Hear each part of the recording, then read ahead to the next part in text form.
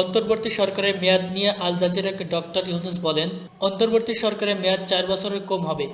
এটা আরও কম হতে পারে বলে জানিয়েছে অন্তর্বর্তী সরকারের প্রধান উপদেষ্টা ডক্টর মোহাম্মদ ইউনুস।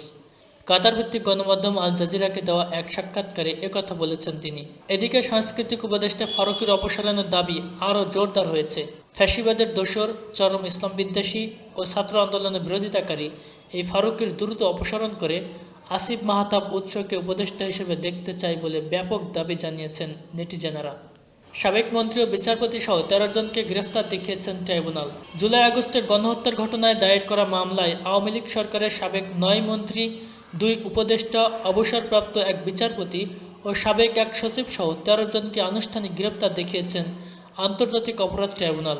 সোমবার 18 নভেম্বর গ্রেফতারি পরোয়ানা জারি করা 46 জনের মধ্যে এই প্রথম মানবতাবিরোধী অপরাধের অভিযোগে তাদের ট্রাইব্যুনালে তোলা হয়। এরপরই তাদের গ্রেফতার দেখানো হয়। ট্রাইব্যুনালে হাজির করাদের মধ্যে রয়েছেন সাবেক মন্ত্রী আনিসুল হক, ফারুক খান, ডক্টর দীপু মনি, রাশিদ খান মেনন, হাসানুল হক ইনু, শাহজাহান খান, জুনায়েদ আহমেদ পলক, সালমান এফ রহমান, ডক্টর তৌফিক ইলাহি চৌধুরী, কামাল আহমেদ মজুমদার, গোলাম দস্তগীর গাজী, অবসরপ্রাপ্ত বিচারপতি শামসুদ্দিন চৌধুরী মানিক ও সাবেক স্বরাষ্ট্র সচিব জাহাঙ্গীর আলম।